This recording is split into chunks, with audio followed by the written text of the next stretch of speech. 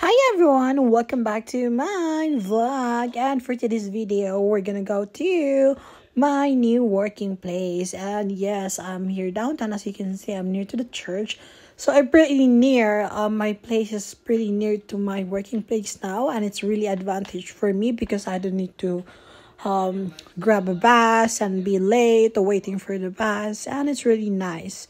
And yes, so let's go and stay tuned, guys. Thank you. So, ayun mga apps. Excited ako na kinakabahan ako kasi, syempre, hindi na alam what to expect. It's winter time. And sana, matanggap tayo kasi napakalapit lang. Super lapit lang sa amin. Like, 700 meters lang. Nakalim mo lang ng 700 meters, then darating ka na doon. So, diba? Napakalapit lang. Marapit siya sa, kulang po ano po Sona Center. Sana mawala ka kubo natin. Magpapainit natin ng little bit doon. Tapos saka natin lapitan yung boss. Kasi inuubo tayo ng malala. Kailangan interview niya tayo na yung mga sipon natin umaagos-agos day.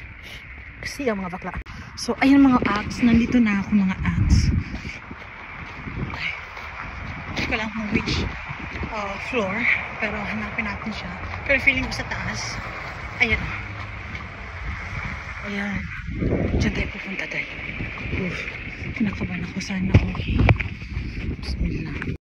Hi mga bakla, welcome back. At ayun nga, so pauwi na ako. Tapos na actually ang aking shift, ang aking first ever shift sa aking bagong trabaho. And yes, unexpectedly, dahil pumunta ako sa aking working place para sa interview, but pinagtrabaho na nila ako agad, maid's trial na, at wag na tayo magpatumpik-tumpik pa at gawin natin ang best natin, magpa-show off tayo, pakita natin ang galing ng mga Filipino, proud to be Pinoy. At yun na nga, heading na ako back home kasi nga tapos na, at ayun na nga, dada ako ng dada dahil I'm still on process na hindi ko akalain na wala nang interview, sabak agad. So ayun na, malapit na lang ako sa church. So pinaka the best dito sa trabaho na to, sa working place na to, is lapit lang, super near, 700 meters lang yung lapit ng trabaho ko. So malaki ang masasave natin sa pamasahe mga bakla, and i-grab na natin to, at sana maging long term job to para hindi na tayo maganap ng ibang trabaho. So ayun na nga, uwi na tayo at pakiabangan ang mga kaganapan sa mga susunod na video.